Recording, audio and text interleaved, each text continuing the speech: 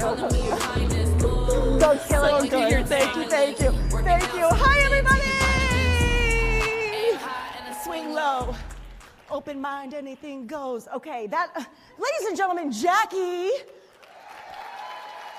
I think we might have a gentleman or two here. I know we got the AV team in the back, but ladies of the WOTC, I am so excited to be here with you. And I've got to tell you about what went down as I was preparing for this talk.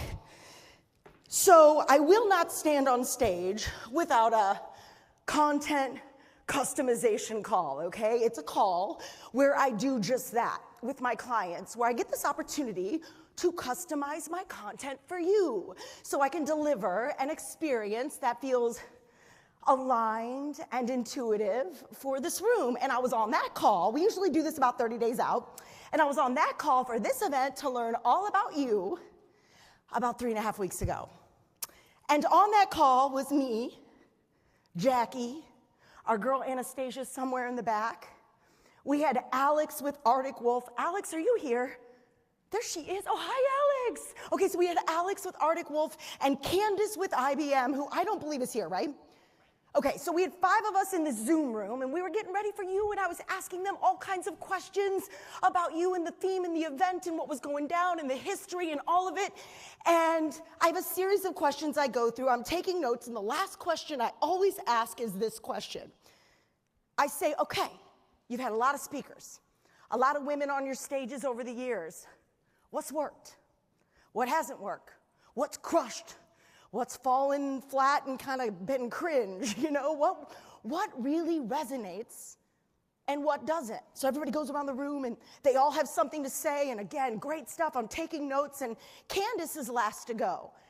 And Candace says, you know, Judy, I don't know. I mean, everybody said something so amazing. I really don't even know what I can add. But I feel like I need to tell you this. So I'm just going to say it. And you know what you can do? Take it or leave it. Whatever it is, just... I feel like I need to tell you this. And I'm like, okay, what is it? And she goes, we have had a lot of women come on our stages, and they all got their thing. They all wear their hair away, or dress away, or speak away, or move their bodies away, or present away. Everybody's got their own catchphrase and their own thing. And as she's telling me this, I literally can feel the back sweat forming. And my heart is racing because I know what Candace is going to tell me. She's going to tell me to not be too much. She's going to tell me to tone it down. So I'm like holding on to my table for dear life in my office.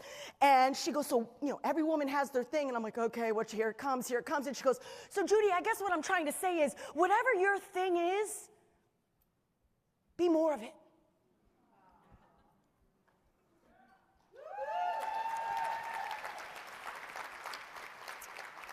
Be more you.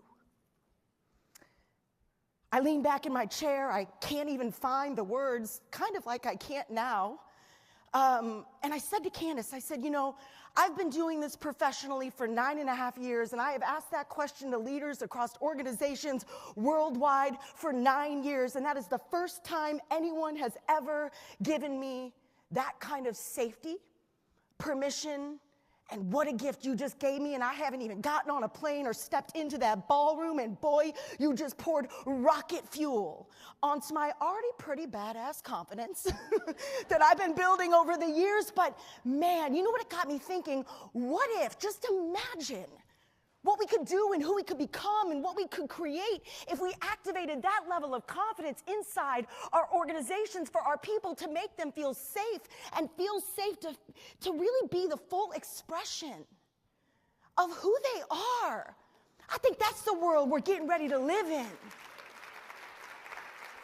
Imagine what we could create and what we could wake up and who we could become if we created environments of safety like that. Plus, I gotta say, it gave me so much hope for corporate, because if Candace feels that way, they exist. This exists in the world, and you're probably one of them if you are in this room right now. It gives me so much hope for the future of work. Because I think we can all agree that we'd like to figure out how to confidently navigate all the uncertainty in the world today. Like, how do I get chill about all this change? Like, our brains need to desperately close this tab. But our souls want to know, am I safe here? Am I safe? Am I okay? Is this okay? If I make that move and take this risk and try that thing and go for that, like, am I okay? Are we doing this right? And most importantly, am I safe to do all of this? And look, it's a worthy cause. Because when we feel safe to be the full self-expression of who we are, watch out. Freedom, flexibility, creativity, innovation, no drama, less gossip, reduced turnover, innovation. We make moves, we speak up, we stand up. We make things happen and don't just take it from me. Our friends over at the World Economic Forum are backing me up on this one. And self-expressionism, the art of self-expressionism, everything highlighted there today is covered in the art of self-expressionism. And they are reporting that creativity, originality, and self-awareness are going to be 3 of the top skills the future of work is going to demand. But we won't do any of that if we don't feel like we can. By the way, this report is done every 3 years.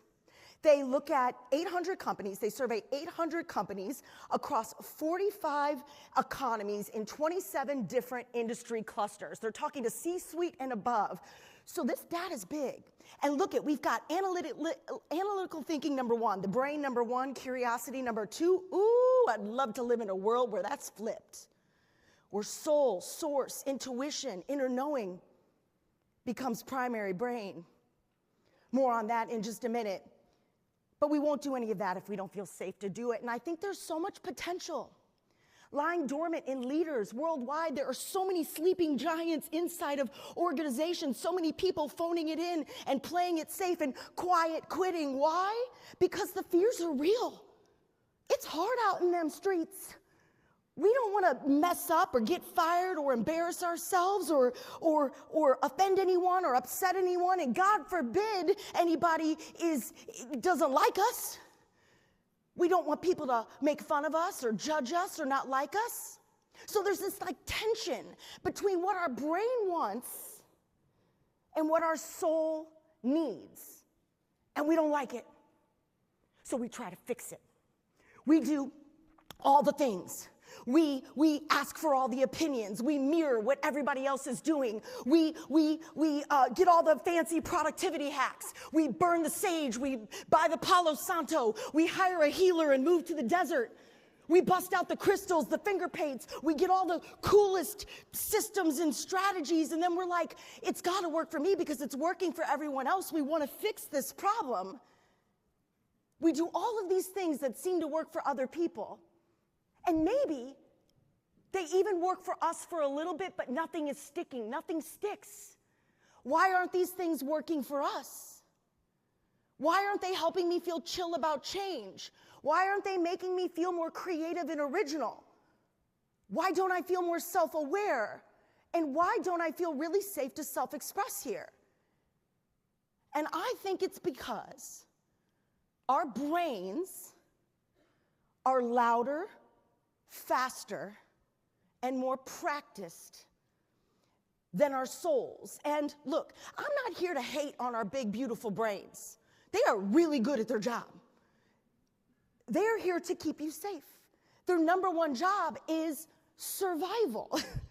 But that's also why it's dangerous, because the brain is using past data to keep you safe today, which means brain pulls us into the past, but soul wants to propel us into the future. The brain is using old experiences, mistakes, pain points, failures, and embarrassments to make decisions today. It's like this internal risk manager, right? That's telling you, you know what, Judy, the last time you did that in a meeting, and it didn't really work out, let's not do that again, okay? Or the last time you wore the pink suit and people didn't get it, can we just put Barbie back in the box for a minute? It's not for everyone. Can we stop being too much? You know, the last time you really took that risk and tried something new, or were really the full expression of yourself and that person ghosted you, let's never put ourselves out there like that again. Our brain is pulling us into the past to keep us safe, but soul knows where we want to go. Case in point, because I certainly know a thing or two about this, soul being louder than brain, especially lately. I know what it looks like to give away your power. And I know what it looks like to squeeze yourself into a box just to make other people happy, a box you were never going to be big enough for anyway, because you didn't want to upset anyone else. Let me tell you what just went down with the cover of my forthcoming book. So I have a book coming out in September, and super excited, thank you. And I had to make a decision on the cover. This just went down 30 days ago. And I could not make a decision on the cover of this book. Like, I was tripping. I was pacing the hallways of my head. I wasn't sleeping. I was breaking out. I was irritable. I was snapping at my husband. And I was wasting so much time, money, and energy because I kept having the team redesign. And days turned into weeks, weeks turned into months because I just could not catch a vibe with this cover. And a lot of people were getting ticked off, and I was feeling the pressure, but I could not make a decision. And then all of a sudden, I woke up 30 days ago, and I was like, oh my God. I tell my graphic designer to this day, I'm like, I feel like I came out of the creative closet 30 days ago on a Monday morning. Literally, I woke up and I was like, I know what the problem is. It's not mine. The cover wasn't mine. The subtitle was, but the title wasn't mine. The cover and the title of the book I was supposed to put out was assigned to me by a brand manager who thought it would make me more marketable in corporate America. And I was so scared of my own shadow at that time, so afraid of not getting booked, so afraid of her threatening my livelihood, that I said, oh, okay. So I would write the checks and write the checks and write the checks and fix me. And while all these people were getting rich off of my insecurities, I was going soul bankrupt. So I called my power back. And 30 days ago, I shut the whole thing down. I peed off a bunch of people, and it was magical because they wanted my book to be called Be the Verb, which is cool. The subtitle was always mine, but I knew this book was called Holler at Your Dreams. I knew it. I knew it. Because we're no longer chasing dreams, we're actually catching them. And I want to bring you back home to yourself so you can. And Be the Verb is cool. I mean, look at the difference between the two books. The other one came out of my soul. I sketched the design. I make all my own art. My graphic designer and I put it together. So the reason I'm telling you this story is to not talk about my book, although I'm really excited, but I learned some major things. I have no chill about this forthcoming book. I'm not going to lie. I'm pretty excited. But this is what I learned, and this is why I'm telling you the story. Number one, your gut is always going to be your guardian angel. Number two, we must never outsource the things that built us. How dare I give my voice away to someone who wasn't there when I found it? Number three, if you accidentally give away your power, because we will, you reserve the right to call it back at any time. Holler at that. And number four, bonus. This is the major lesson I learned. If something doesn't belong to you, it will not stay with you. And you will not want to stay with it. This is why I wasn't sleeping.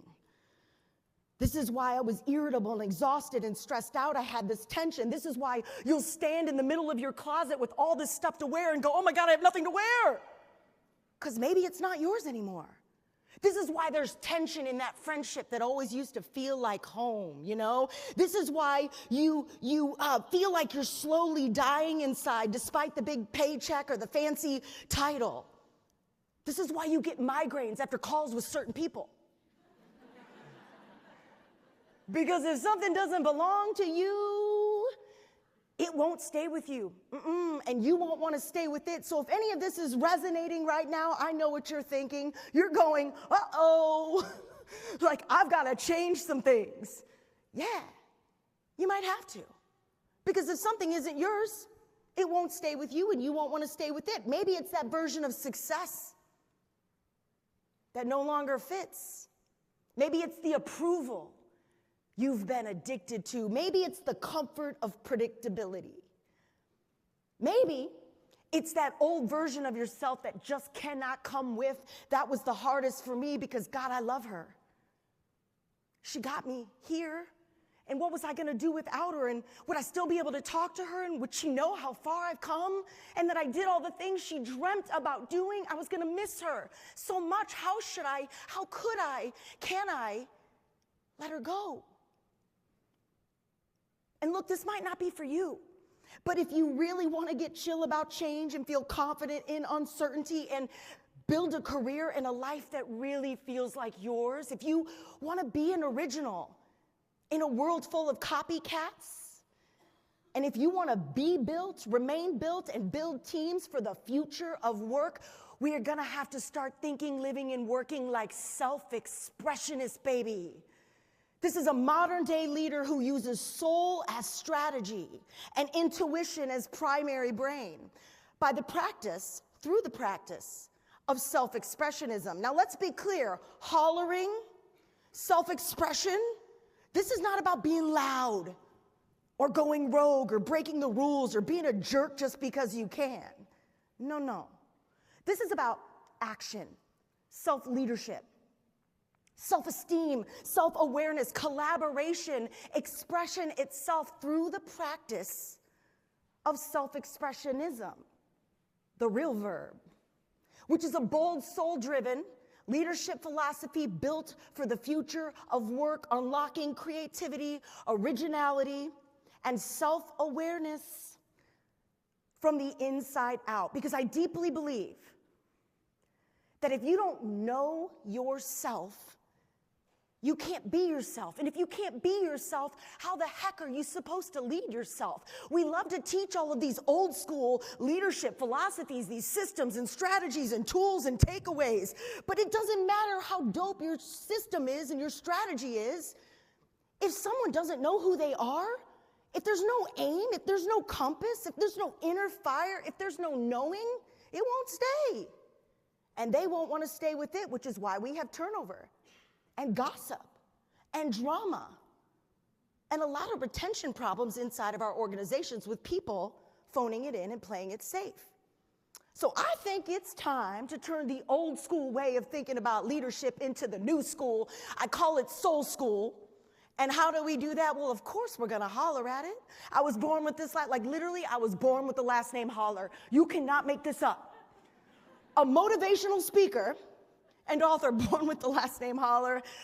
There's something bigger going on here, no doubt about it. And I'm going to use that last name as an acronym for the 6 laws of self-expressionism that we're going to talk about today. And I know this idea of laws and rules can feel really weird and kind of paradoxical because, like, isn't self-expression supposed to be free and flowy and untethered? Yes.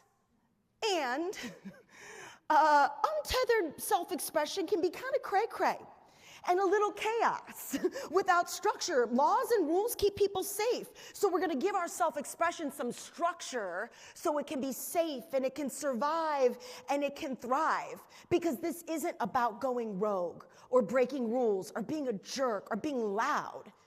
This is about aligning individual authenticity with organizational accountability. And to do that, we need some structure.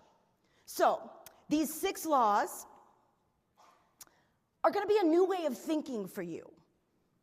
And I want you to not only think of them as a new way of thinking, but maybe even a new way of being in the world and a new way of believing in the world.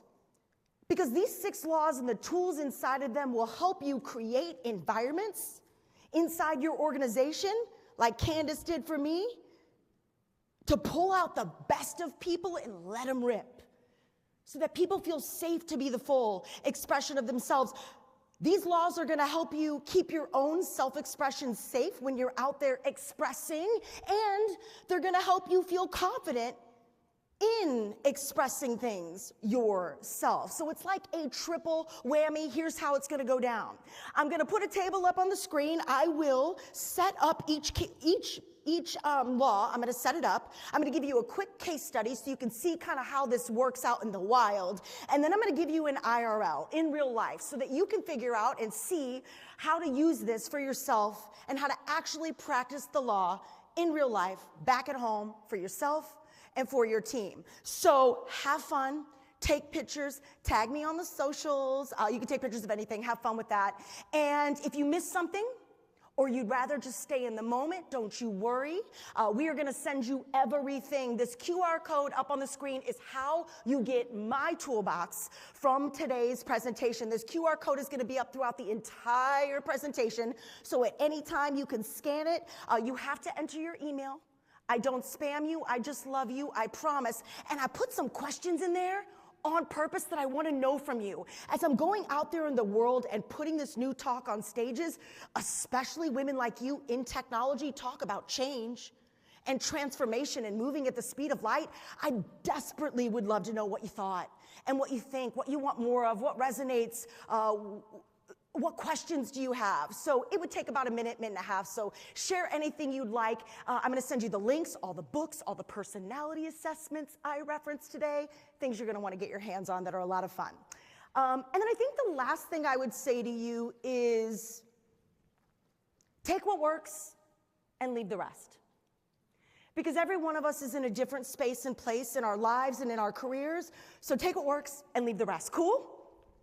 Okay, so let's go to the prefrontal cortex of the brain and talk about perspective, specifically honing a perspective, having a perspective. All good artists have perspective. This is where our conscious thinking lives. This is where thoughts and beliefs are shaped. So if the future of work is going to demand, the research is showing us, it's going to demand originality. Originality demands a perspective. So what's your point of view?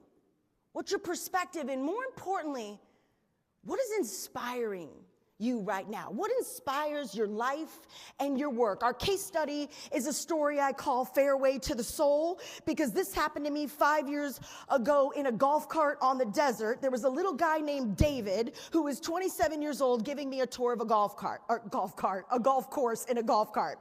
And he was making the small talk with me, and he turns around at one point and asks me what I do. So what do you do? And I said, well, I'm a speaker, I'm an author. He's like, cool. What do you write about? What do you speak about? And I was telling him what I was speaking about 5 years ago. And he's like, that's so awesome. I don't know why poor David, I'm giving him the worst voice on the planet. So he goes, that's so awesome. And he goes, you gotta tell me, Judy, what inspires your work? Okay, David, coming in with a question. I couldn't hear. I was inspired by things. I mean, of course, I had so many things that inspired me, but I'd never been asked that question before, and I could not answer him in any sort of cool way. And have you ever had that situation where you're talking to someone, and they're like vibing with you? You're like, oh, this is going so good. And then you watch their eyes glaze over as the conversation continues to go on.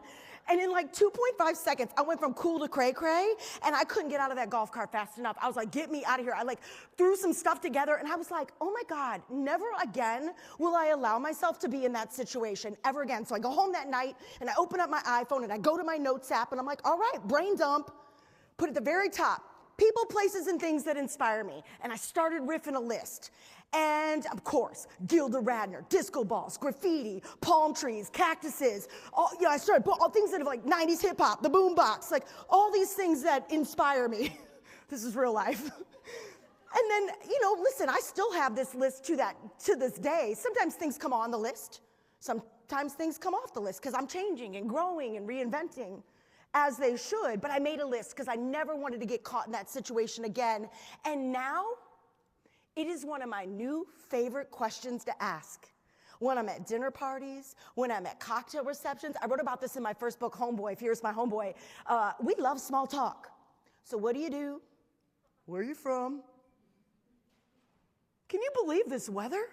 You know what I mean? Like, God, it's cringe. What if we started stepping into more big talk, to really find out who someone is? And so this is one of my new big talk questions. I will ask you if I see you, so what's inspiring you right now? Because now I get your soul. I get you. I don't get the corporate mask. I don't get corporate Barbie. I get you. So if I were to come up to you and ask you what inspires you, what would you tell me? And are you keeping score? One of my favorite graffiti artists of all time, the iconic Futura, has this really great quote. He says, when I was a kid, my dad used to always ask me what the score was. And he's like, I thought it was about keeping score of a game. And then he came to realize, oh no, it was his dad's way of asking me if I was keeping score as to, was I following along with the live actions of life? So that's your IRL. Start a scoreboard. Maybe it's in your notes app just for you right now, and on the plane ride home, you brain dump all the stuff that's inspiring you right now. Maybe you do what my husband does. He's got like an old school corkboard in his office, and he like pins stuff to it with cute little things, cards, things people send him. It's awesome. Or maybe you roll like I do and create yourself a whole Pinterest madness situation. I put the instructions on how to create one of these in my toolbox. I do this every year, and I definitely do it for projects. So this is what's inspiring me right now for Holler at Your Dreams and the whole book launch and that project my team is involved in. So you can do this for yourself. You can do this for your team, a team scoreboard. What about a project scoreboard? Yo, what about a family scoreboard? We could have some fun with this, right? So it's about, are we keeping score and are we inspired by things? Because when you're inspired by your life, your work gets better. You're more energized, you have more fun, you're more innovative, and you're more you. And in a world full of copycats and there's so much noise, that's how you stay original and become an original. However, a strong point of view and a really great perspective can become a brick wall really fast if you're not careful, if you're not open. So let's go to the occipital lobe. This is our eyes. This is how we see the world in front of us. And I deeply believe that openness, being an open human being, open to possibility, is the key to longevity and legacy in career, in business, in creativity, and in innovation. And I really learned this in the power of improv. I mean, Jackie, you might have said this in my open. So I studied improv at Second City in Chicago. So I'm a professionally trained improviser, and improv really teaches us this. It's the first thing we learn. Temperature check in the room, because we're going to talk about improv today. Raise your hands if you've ever seen improv, performed improv, been around improv.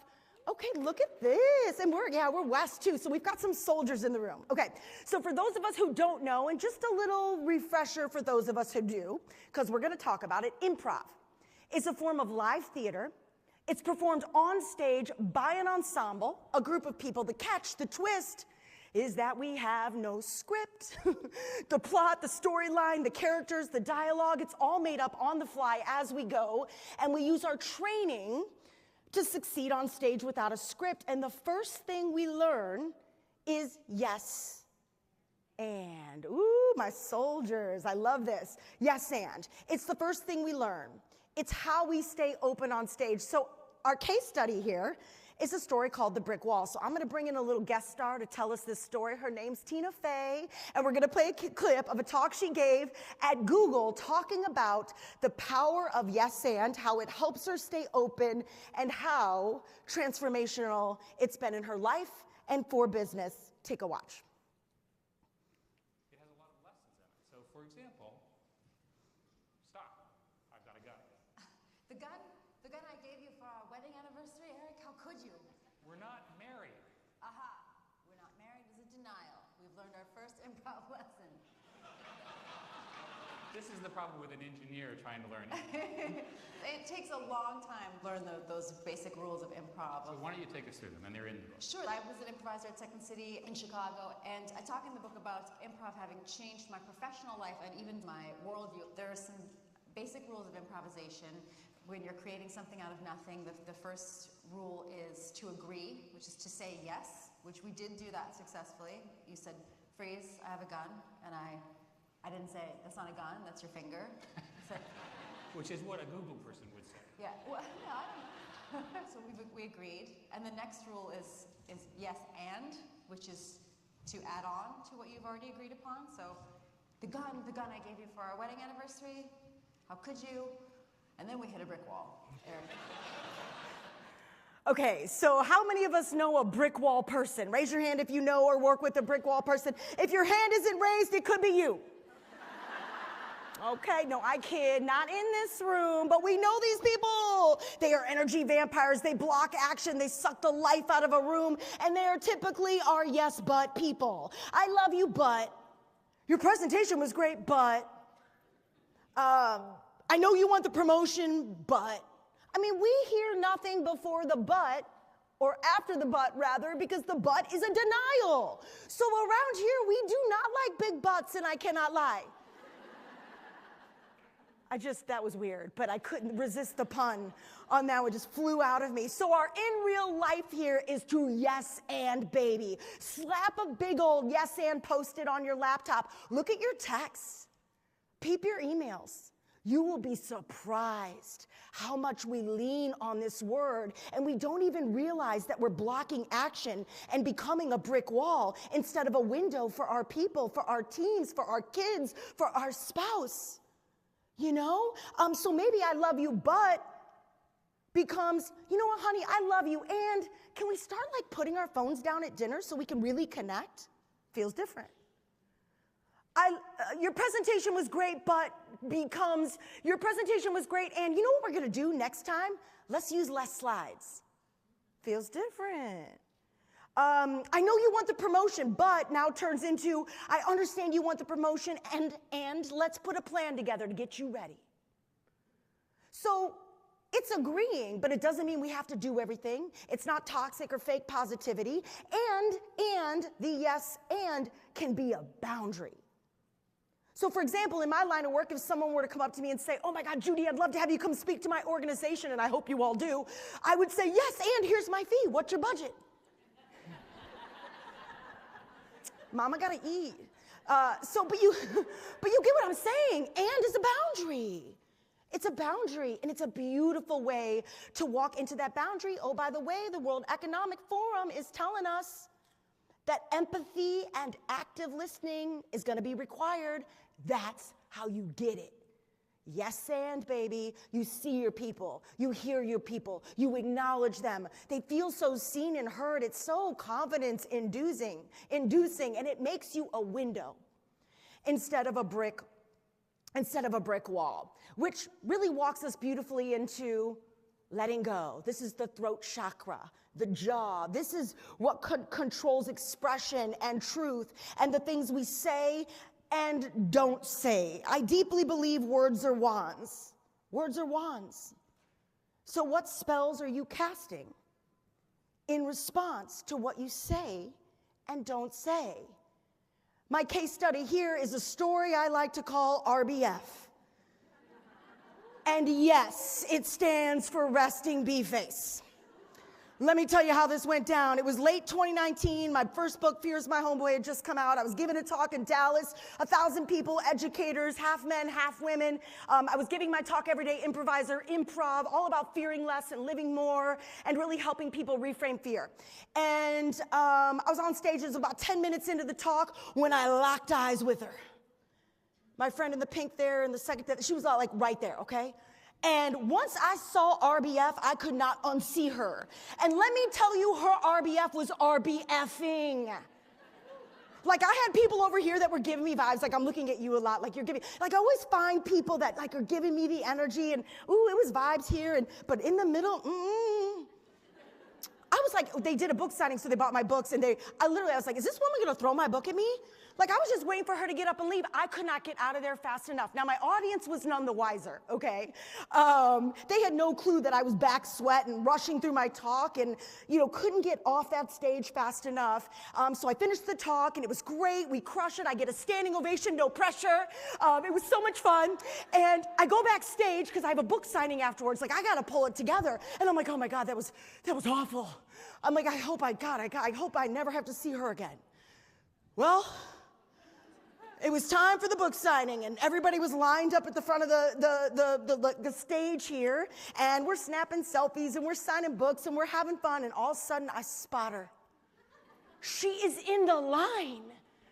And I am like, oh my God, what is this woman gonna do? Like literally take my book and smack me in the face with it? There's like no way.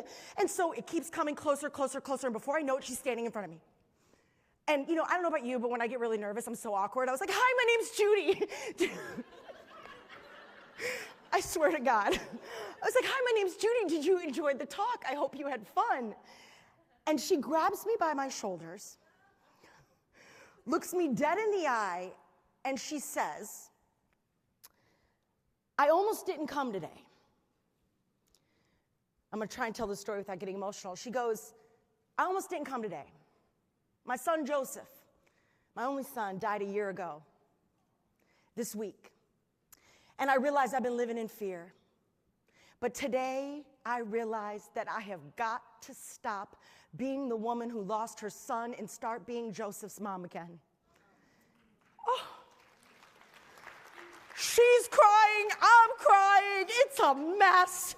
And it was such a powerful reminder for me of what we have to let go of. Some of these perceptions and judgments that keep us stuck. I was so guilty of judging my audiences and people in my audiences, or assuming I wasn't for certain people, or that someone didn't like me. And I learned that you can never trust a frown, but you can also never trust a smile. Because let me tell you, I've had some besties smile at me and then stab me in the back. So we never know what is going on with someone, but we always know what's going on with self. And oh, by the way, RBF has been renamed for me officially and formally forever. It's no longer resting bee face. It's now really big feels. Yeah, let's take our power back on that, right? So we've got to let go. That's the IRL. Find the lie. What's the lie in your life?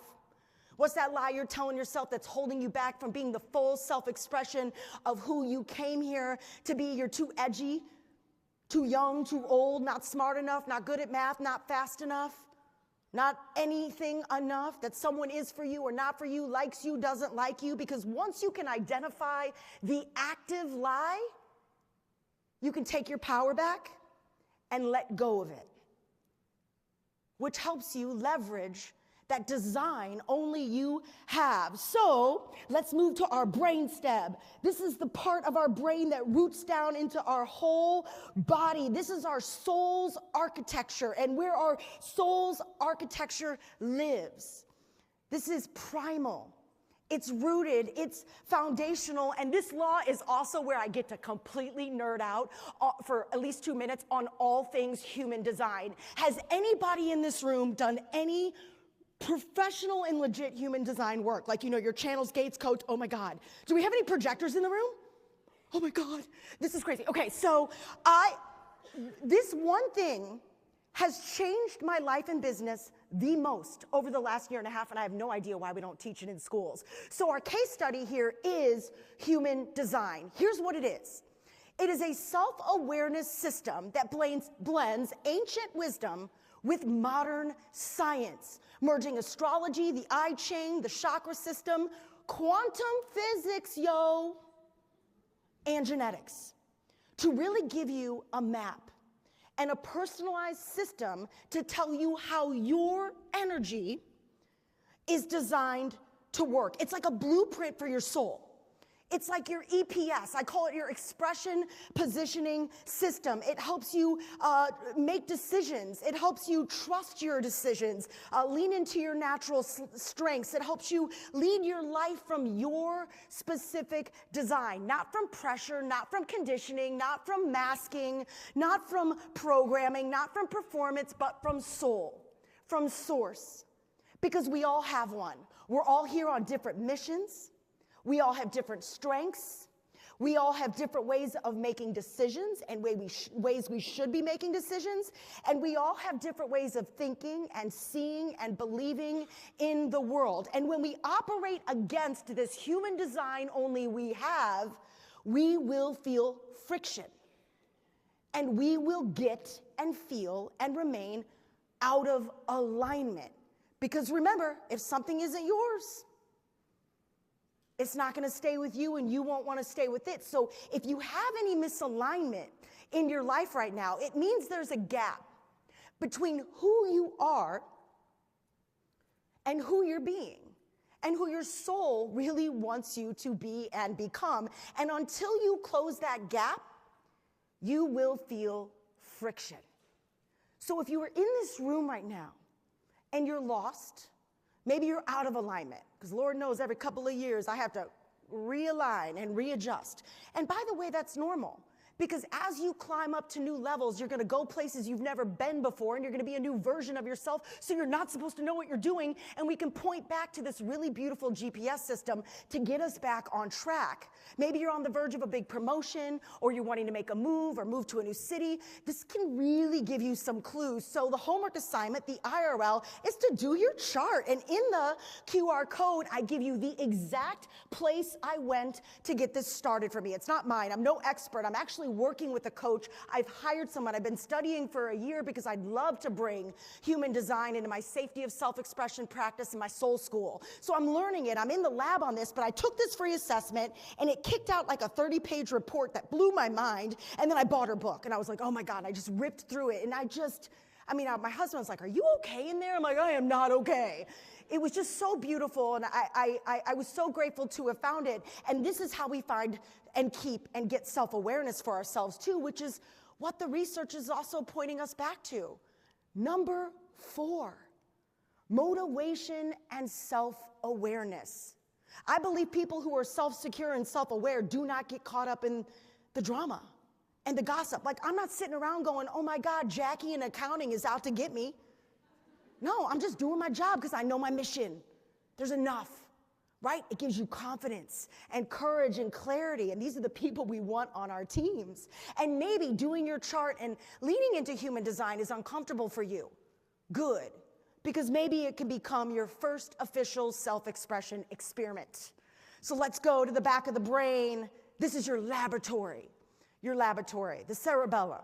This is all about play and adaptation and experimentation. We are here to experiment. We are here to play. We are here to practice. And we forget how powerful the word practice is. Like, doctors practice medicine. Athletes practice free throws. Actors practice lines. Lawyers practice law. So why are we so afraid to be seen practicing?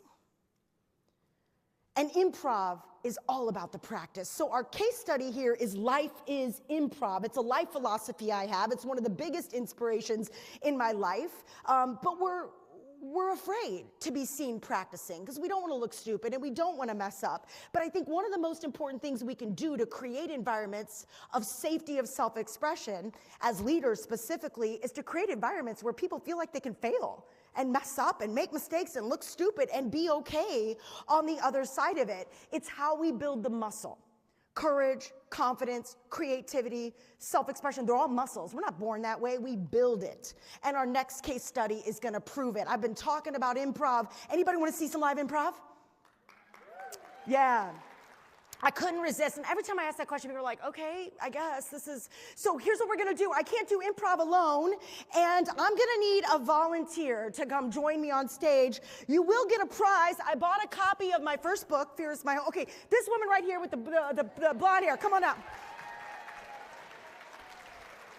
Take this with you when you run off stage. You're earning that book today. Let's give her a long round of applause as she comes up into my office. Oh yeah. Improv, here we go. Welcome to my office. Okay, oh my gosh, hi. It's so good to see you. So here's what we're gonna do. I'm gonna have you stand on my left. I'm gonna hand you the microphone, and you're gonna quickly mic check us by saying your name and where you're from. Dorothy Haley. It's on, it should Okay. Dorothy Haley, I'm from San Clemente, California, and I'm so happy to be here. Fabulous, I'm so happy you're here. So here's what we're gonna do. Where do you work? For Guide Point Security. Cool, yes. We work there together. I'm on your team. Okay. All we're gonna do is, we might come up here just a little bit closer because we're gonna need to hear our friends up here in just a second. We are just gonna have a conversation. We're gonna get inspiration for that conversation in just a minute. This is a game called the ABC game. I put all my improv games in the toolbox so you can use them with your family and your team. So when you see this, it's called the ABC game. And we are just gonna have a conversation. Inspiration from them will come in a minute. The catch is that we have to have that conversation one sentence at a time, and each sentence has to start with the corresponding letter of the alphabet. Alrighty then. Okay, yes, she's already got an A. She's already on A. So here's what's gonna happen. In case we lose our place on the alphabet, will you guys up here just keep us on track and yell out the letter we're on if we lose our place? Don't tell us what to say, but just keep us on track. So they're gonna help us with that. We'll start with A and go to Z, and just stay here when you get done. We'll debrief the exercise and you're out of here. Cool? Yes. Any questions on the game? A, B, C, D. So for example, if it's just to do a quick, if it's vacations is like the inspiration, I would start with A. I'd say, all right, I'm so excited to go to Cancun. You'd say B, boy, I love Cancun. I'd say C, Cancun's my favorite. You'd say dang right. You get the point? A, B, C, D. Extra. Okay, ordinary. she's already on E. I love it. This is gonna be good. Okay, so ladies and gentlemen, we just want to have a quick water cooler conversation here in the office for you. I just need some inspiration. What is something that two work colleagues normally talk about, besides politics, anything weird like that? Let's keep other people, let's keep it positive. What did he hear? Who here? Family. Okay, great. So family. It's just loose family. We'll see where that goes. Raise your hand who said that. Great. What is the first letter of your first name? E. Because it would be easy and comfortable to start with A. We're going to start with E and we're going to end with E because we have to go where we have no courage on purpose in order to build it. Cool? Okay. So we're going to start with E and end with E. I'll start us off with the first sentence and just let's see what happens. Family. Everybody is telling me that we need to go to Australia this summer for our family vacation. For Pete's sake, I was hearing the same thing. Gosh, maybe it's a sign from the universe that I just need to book the tickets already. Hello, me too. I'm just saying, this is why I love working with you. You are so positive. Julie, I love you too. Know what? I think you need to go for the promotion. I really do. Let's talk about this. Man, I'm just telling you, you would kill it. Oh my gosh, I'm so nervous about it. Was she N? N. Oh, I Man, thought it you was would O. just kill it. Never. It'll never happen for me. Oh my God, you have to listen to me. You are one of the most respected leaders in this organization. We literally just couldn't do it without you. Plus, you're fun. Pshaw. I can't believe you're saying this to me. Quick, you know what we should do? You should go to Australia with me. Our family should do that together. Really? Seriously. To tell you the truth, Yeah. I've been thinking about this in another way. Understandably so. Tell me everything. B? Veronica was saying that the two of you had gone on a trip and she got some amazing insights from you. Well, I'm pretty good at the insights, I'm not gonna lie. It's one of my favorite things to do on this team. X-ray vision is what you are all about, sister.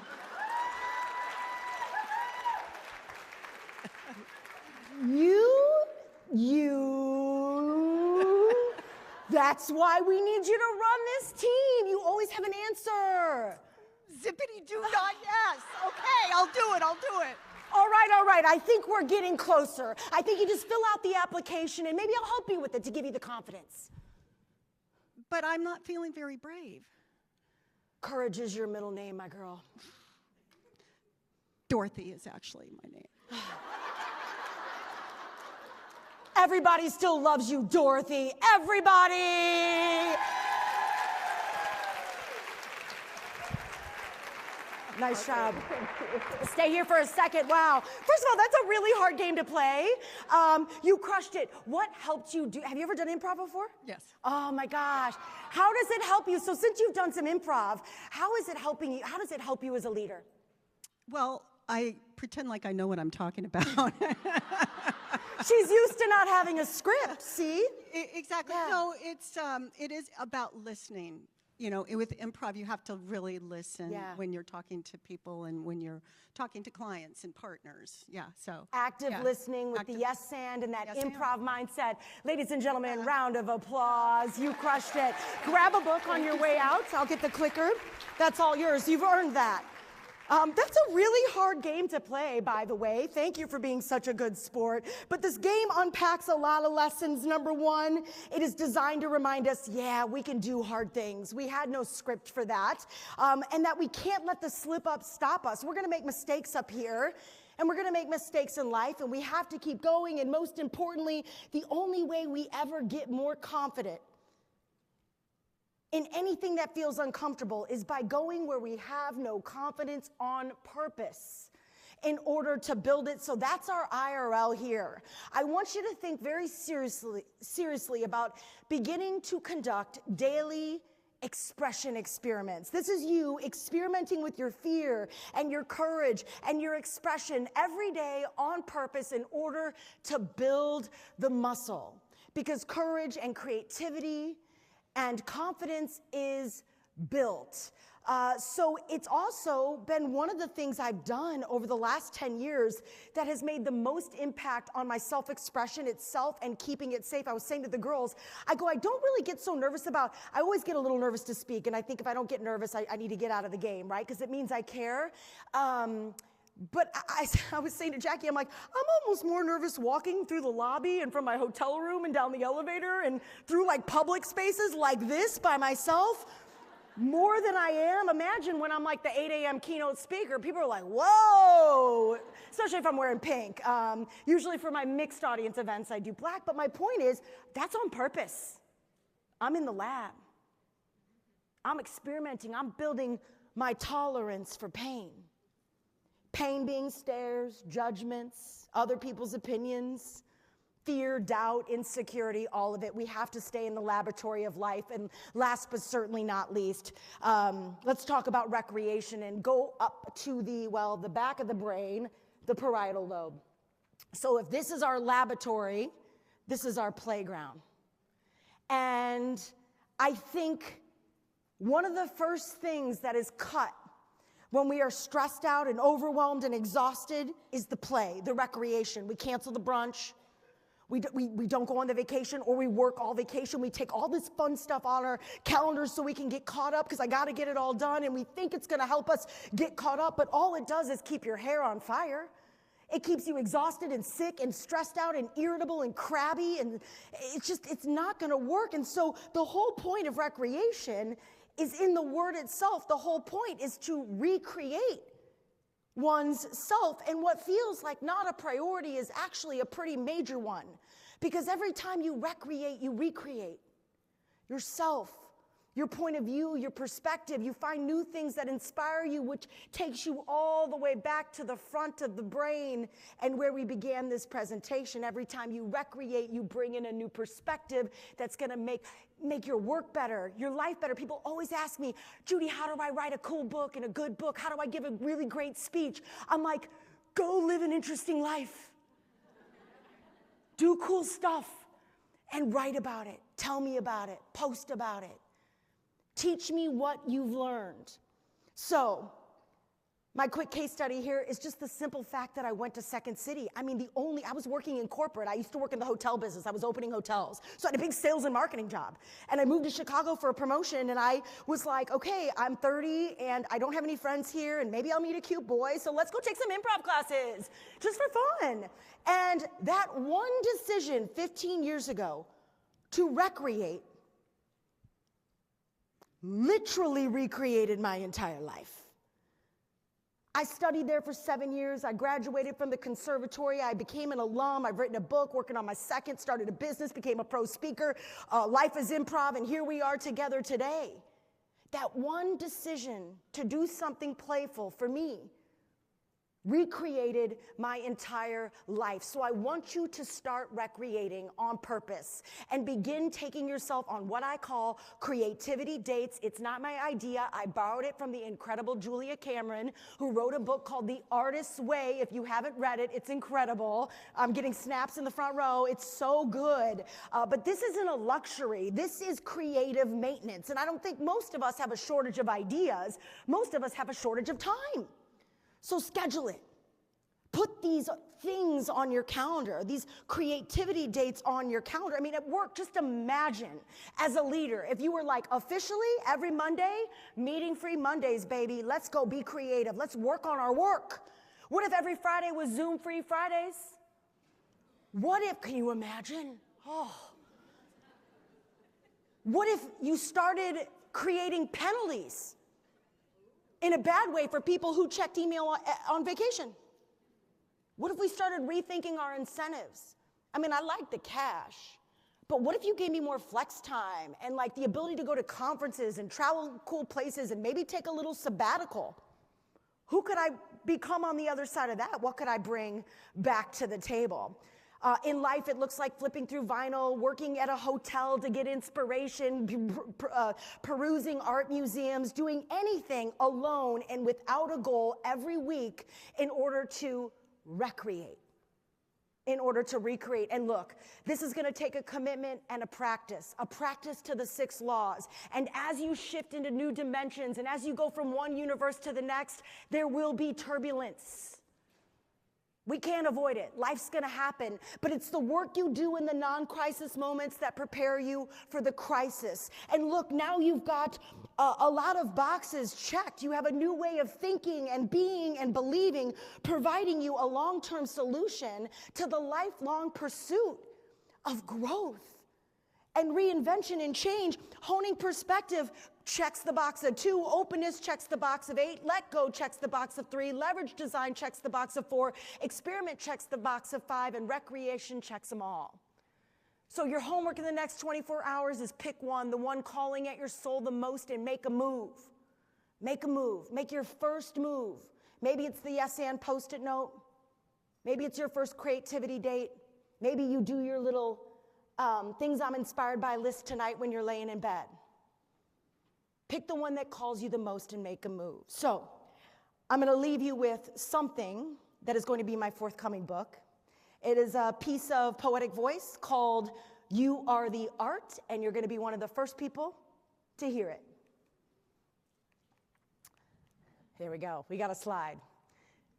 Expressionism isn't exclusive to art. You are the art, and in a world where it feels like we're being pulled further and further apart, maybe the glue that can put us back together is you being you, not the system, the matrix, the rules we break or obey, but the brushstrokes of your presence, the ultimate present. The real gift, the masterpiece is you masterpiece by being who only you can be, because with every brave move you make, you sign the canvas with your name. Every moment, every interaction, a stroke of truth on the world's frame. See, art isn't passive. It moves, it speaks, it disrupts, it shakes. Art doesn't sit back and wait. It dares, it does, it becomes, it picks up its gait. So be the art. Be your art. And if you feel it in your gut, follow that. If self-doubt creeps in, shatter that. If pride blocks your path, swallow that. And if you need to step back, honor that. But if you lose your courage, call it back, because you'll never get in this life what you're not brave enough to holler at. Thank you so much for the gift of your time. Thank you so much. Thank you so much. Thank you so much. I'm not shaking. Thank you so much. Thank you so much. So good. Yes, it was so good. Let's give it up for Judy one more time. Awesome.